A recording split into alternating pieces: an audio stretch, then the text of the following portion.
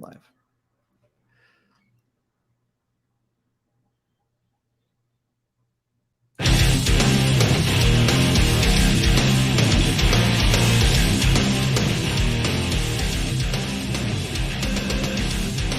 What's going on, everybody? Welcome into Sports About Houston for a special live edition of Astros Free Agency. I'll call it the Free Agency Bonanza.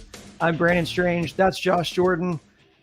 You recognize him from our post-game shows that we did throughout the postseason for the Astros. So welcome in. If you are new to the channel, welcome in. Welcome to the show. We focus mainly on Houston sports we're Sports Map Houston, of course. And for the next 20, 30 minutes, we're going to talk Astros free agency as we count down to the 4 p.m. Central deadline in which free agency officially begins. And to talk about that and discuss, we thought it'd be an awesome opportunity to bring in our friend, SportsMapHouston.com contributor, Charlie Polillo. Charlie, welcome in. Fellas, how are you? Long time no see. One of these things still.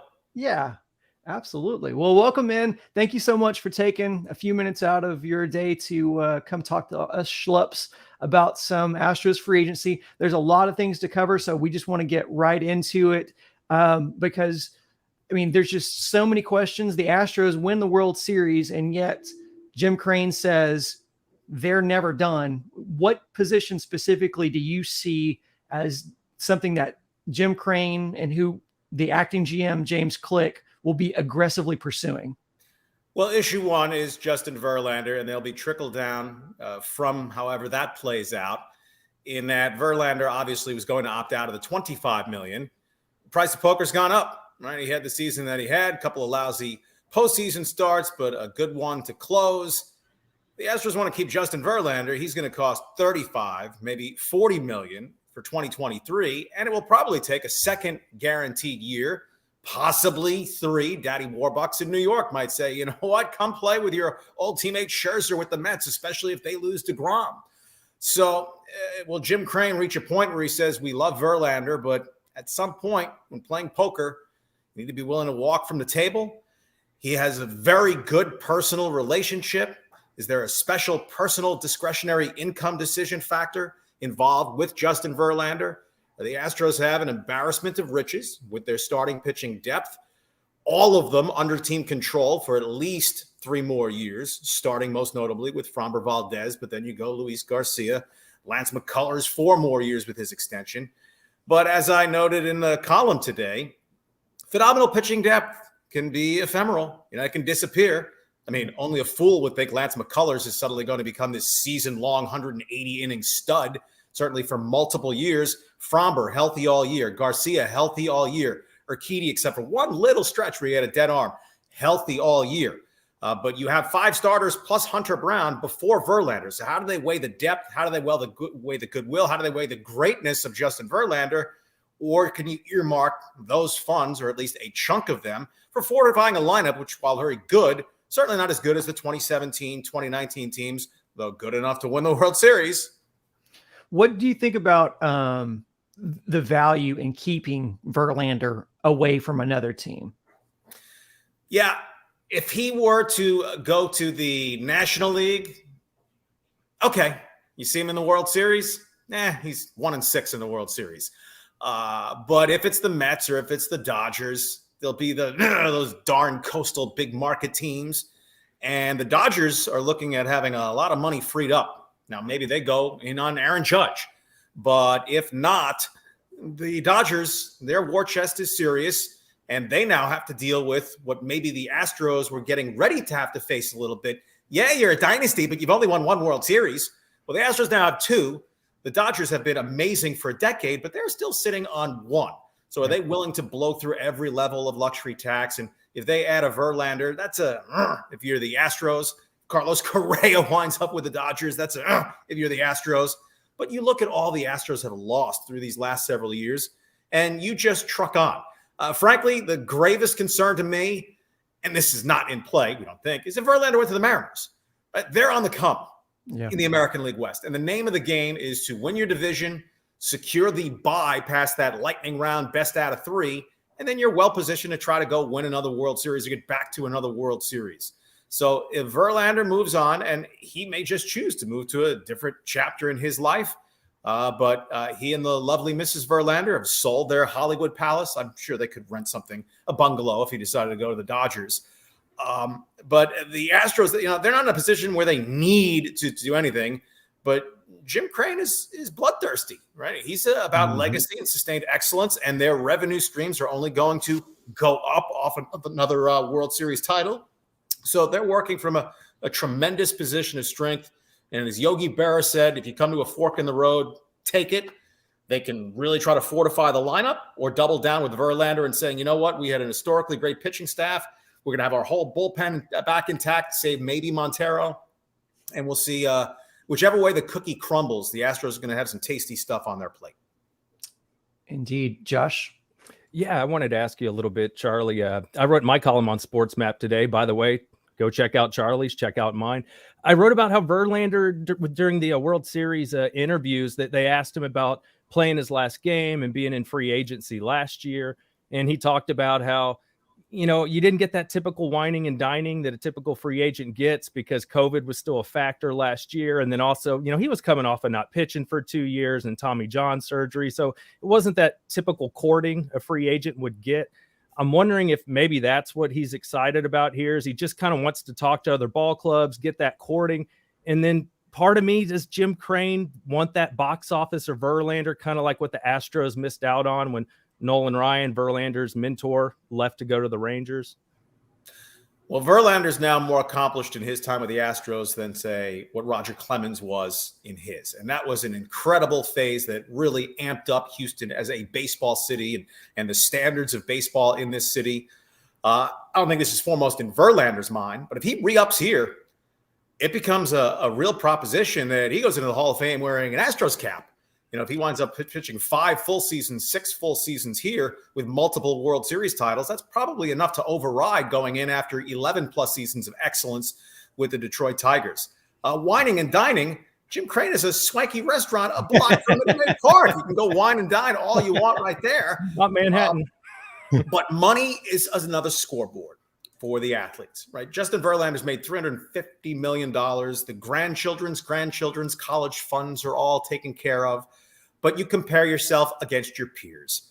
And Scherzer got 3 years, $130 million, average value 43.3 per year.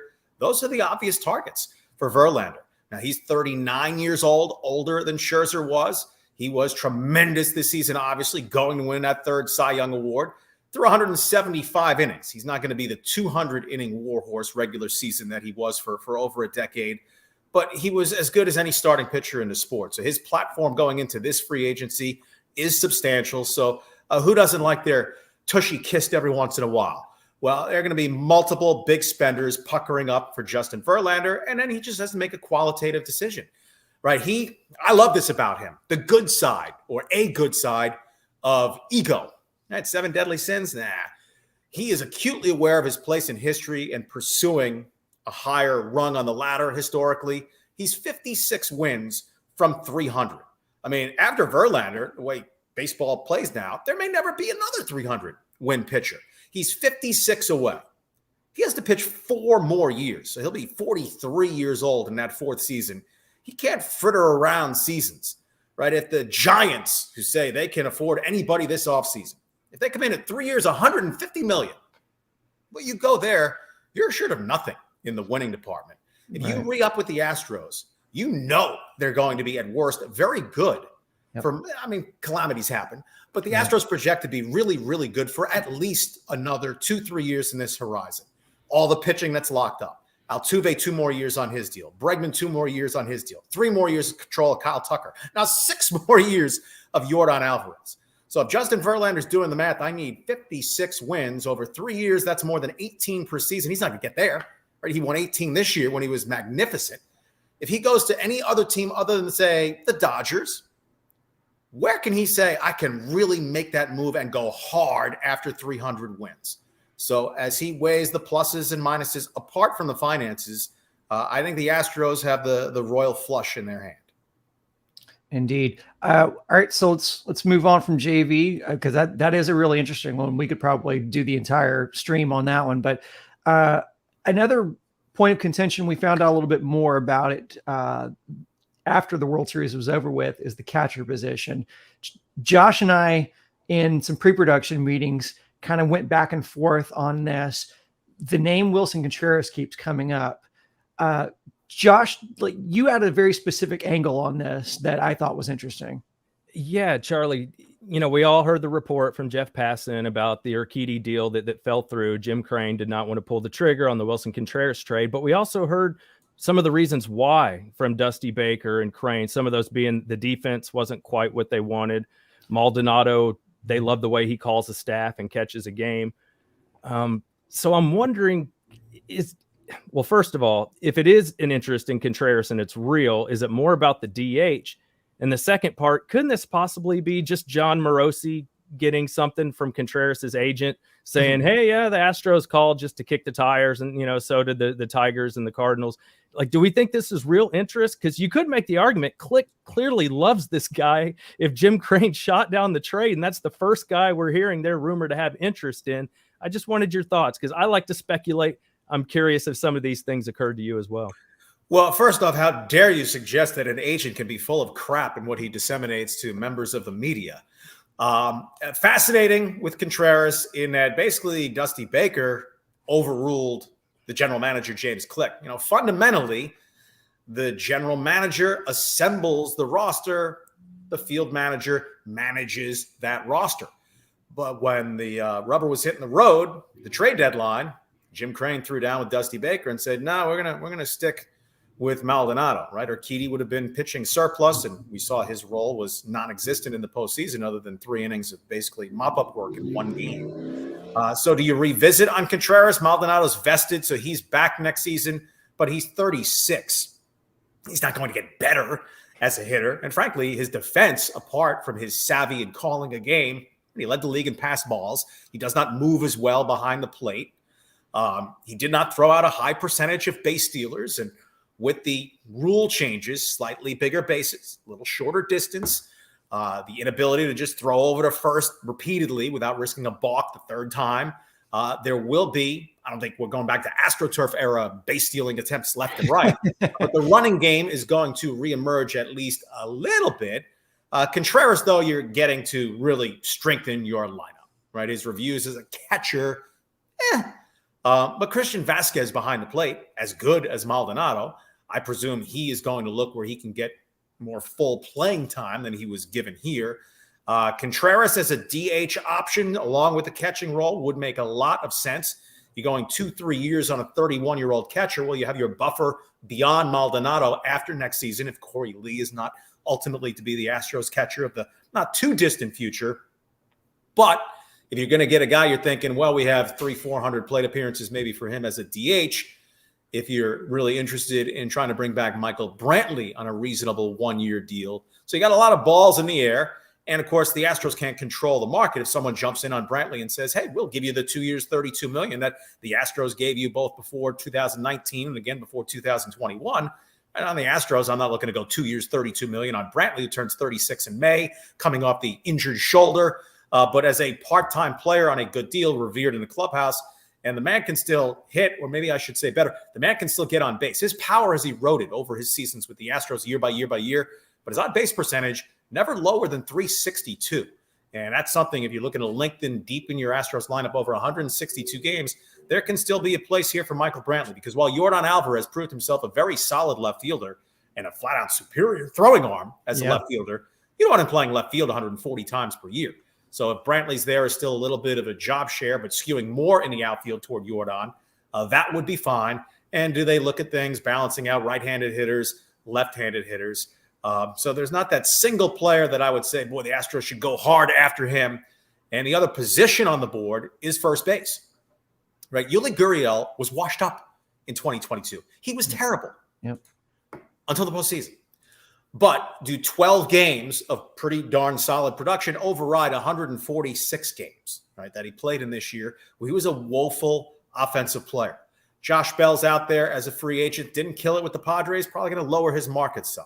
Jose Abreu seen his power erode with the White Sox this year, but still close to 300 hitter, gets on base, has some power still in his game. So there are options at first. Gurriel's defense, though, still plays. The Astros value that very highly. And Yuli would also be a one-year guy at this phase of his career. He made $7 million. He certainly doesn't deserve a raise. So a lot of moving parts. But what the Astros have so much better than basically any other team in baseball is their current core four of Altuve, Bregman, Alvarez, Tucker, and then there's the League Championship Series and World Series MVP. What's Jeremy Pena's arc in 2023? Yeah. Awesome legend-making postseason, but he's not established as a superstar yet. His on-base percentage was .289. He walked 22 times in 6 months. Well, is there natural progression and he becomes a real plus offensive player that you have dirt cheap for multiple years that gives you that much more flexibility elsewhere? Or you're thinking, you know what, we really need to emphasize a bat because if Brantley with a .362 on-base percentage moves back into that 2 spot, wow, the thump that you regained by moving Pena down to 6 or 7, that's how the Astros can be an even more dangerous offense in 2023. But the pitching, starting rotation, and bullpen, that's the bedrock of this team, despite having multiple superstars in the lineup. We saw Aledmys Diaz really scuffle throughout the postseason, but in the regular season, Diaz is pretty solid and reliable. And when his bat is hot, he's one of the better hitters in all of baseball. He's just really streaky. Do you see them? He's a free agent as well. Do you see them bringing Aledmys back in? He's a little younger than is Yuli, but I wondered if Yuli would accept maybe a role in which he's a part-timer. I think they value him so much, especially from the standpoint of recruiting. You know, they talked about how he has such an influence on the international pipeline to, you know, their feeder system for the Astros. I wonder if there's a way in which maybe they can go out and, maybe whether it's a Rizzo or, someone who, can do like you said, a Abreu, someone to put it first that maybe the bat's a little bit more prominent, but maybe, Yuli in his time he's an infielder. He was, I think before he came to MLB, played third, I believe. Right. So, you've got a guy who has experience playing all around the infield, a really good defender, and could be a great maybe in a pinch hitting role. Do you see maybe him taking a reduced role in this team to stay here? Well, I wouldn't think Yuli Gurriel's market's very strong. Postseason performance aside, as I mentioned, he was a lousy player. He was a replacement level player in the modern vernacular of analytics. He turns 39 at minimum. He turns 39 next season. So I would not think the market is robust for Yuli Gurriel. Contenders generally have better players than him now at first base. I don't think of him as a real utility guy. Shortstop off the table. Third base certainly in a pinch. If Alex Bregman, though, stays healthy, that's 150 games per year, third base lockdown. He's played very, very occasional. I mean, probably counted on one hand, emergency second base here and there. He still is a good contact hitter. It's just that when he made contact this year, not much came of it on a regular basis. Aledmys Diaz, is it recency bias that works against him? He's horrible. Right? Who is worse, Diaz or Trey Mancini? Right? Mancini had an opportunity, I think, with a couple of good months here. He would have been a logical successor to Yuli. His primary position is first base. Pretty good track record as a hitter, but it was so bad here. And the defensive fall off, except for that one play against the Phillies, would be notable from Yuli to Mancini. So I'd be very surprised if he wound up back here. Yuli Gurriel, the returning teammates like Maldonado behind the plate, I'm sure they'd all say, hey, keep Yuli, keep Yuli, keep Yuli. My guess is the Astros are going to aim higher than Yuli Gurriel. And you are going to want your utility guy to be someone who's thinking can play shortstop. Although Pena is a 25-year-old guy, you're not going to be looking to rest him very often. The big wheel keeps on turning. So ultimately, I think it's probably time to turn the page on Yuli Gurriel. I mean, frankly, they've turned the page on many better players over the last few years. Yeah. I'm wondering, Charlie, if all this talk about Jim Crane maybe not bringing Click back, and we're hearing rumblings about Stearns from Milwaukee coming over here.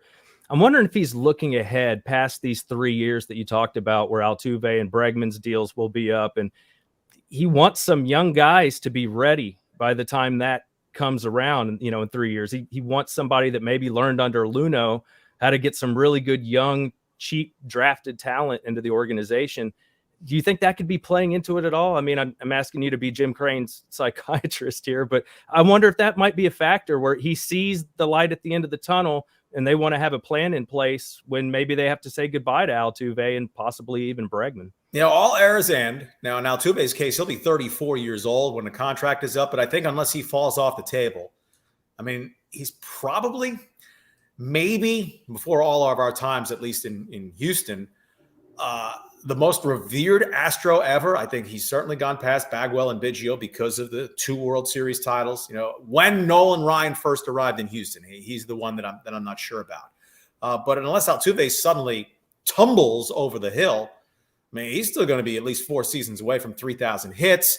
And how will the Astros weigh that as a marketing pursuit if he's still a viable player? Altuve, maybe he's not an everyday second baseman in his next contract, but the bat still plays DH role for Jose Altuve.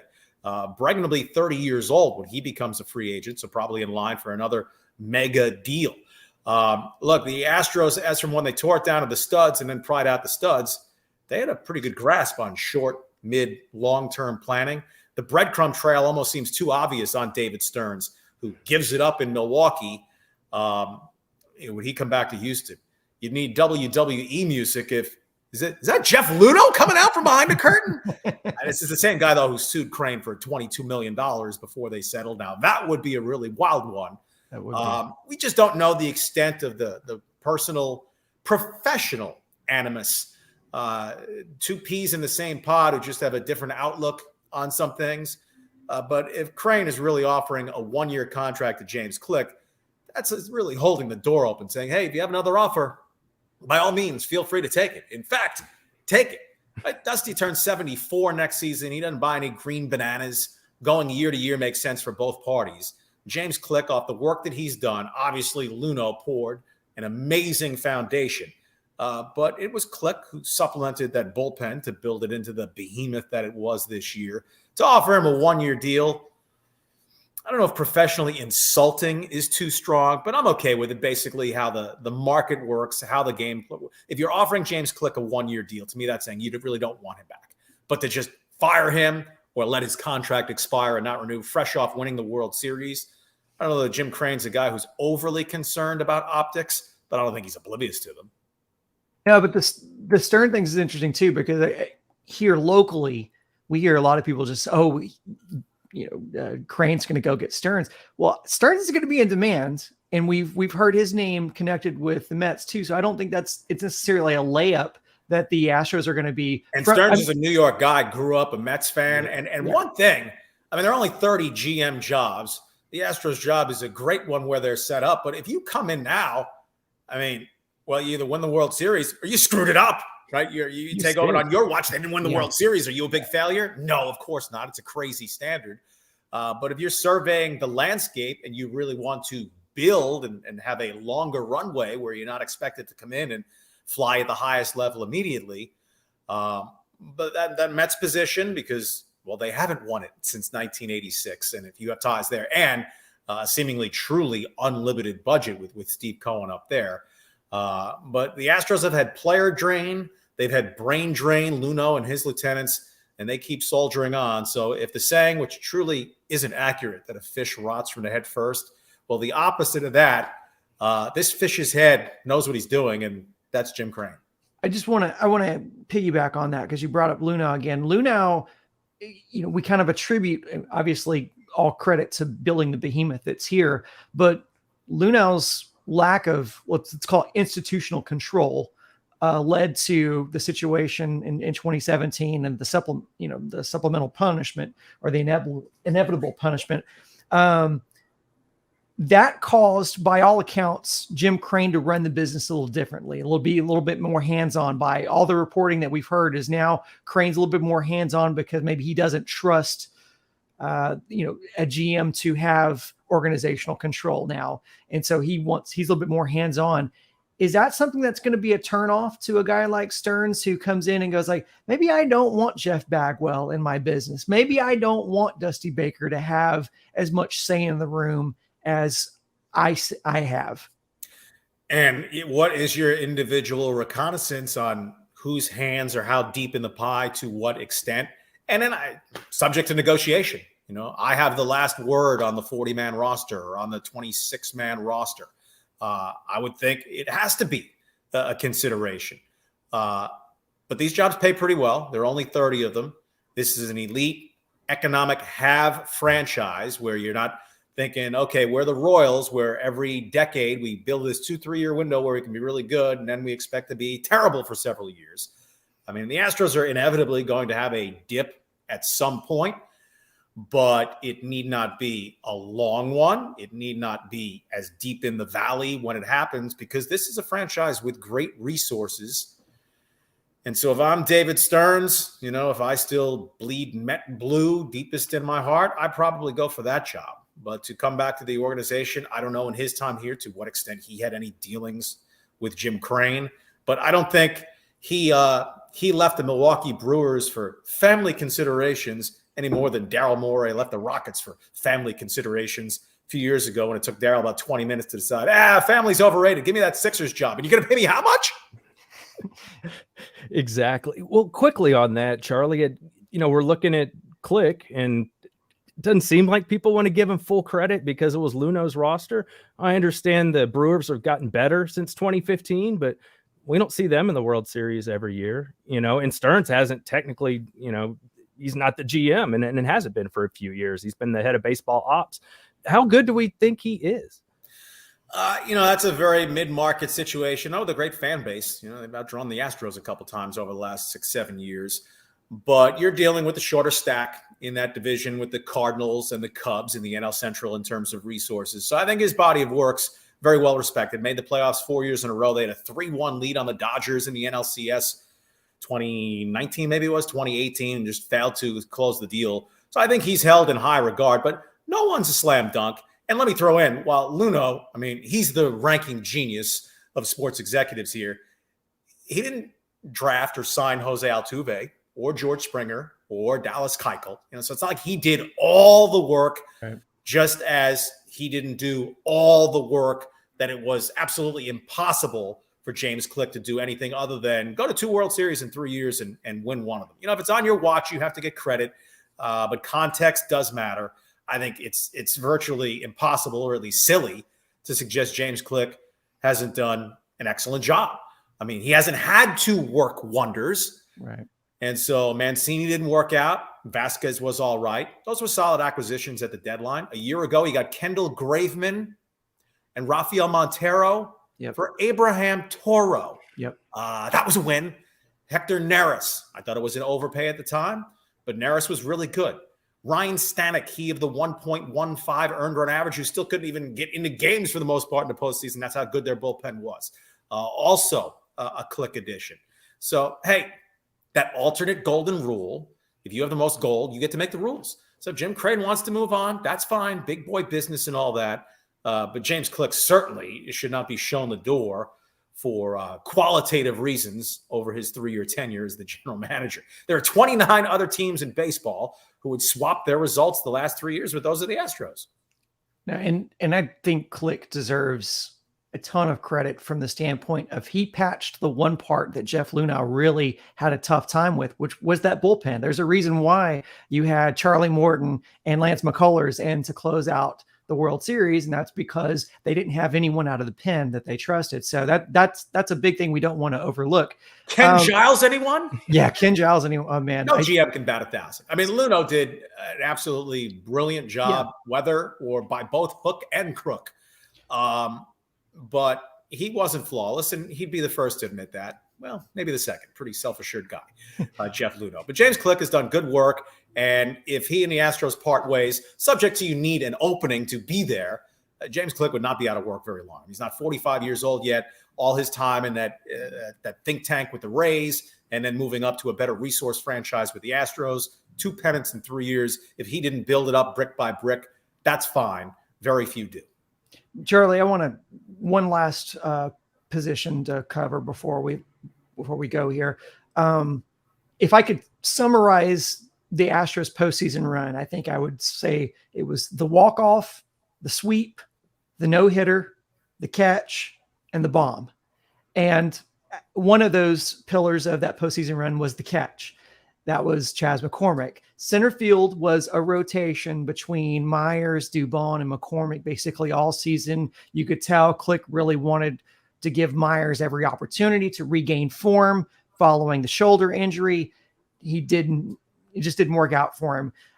Today we saw Rays decline Kevin Kiermaier's option. Do you think that center field spot is solidified for Chas McCormick?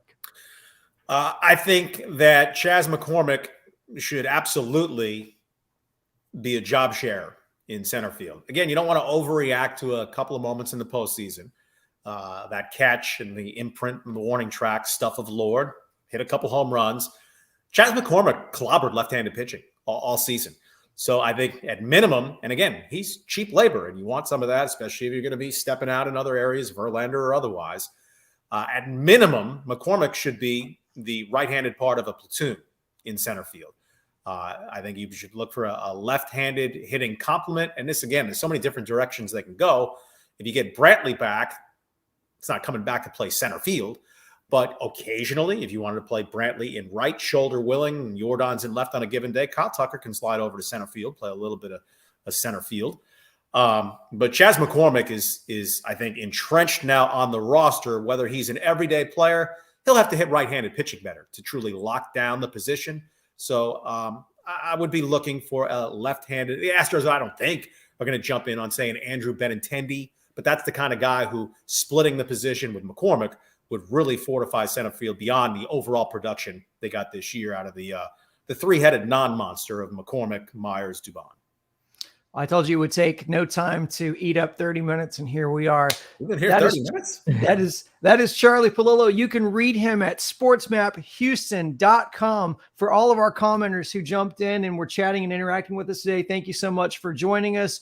Josh, appreciate your help as always. Follow Charlie on Twitter at Palillo. Follow Josh at Josh Jordan 975. Thank you. Josh Jordan 975. You can follow me at Brandon Strange. Again, guys, thank you so much for joining us this evening, afternoon. Appreciate it. We'll see how it goes after free agency's over. Maybe we can, finagle Charlie back on here again. Thank you so much, everybody. We'll talk to you soon. Go Astros.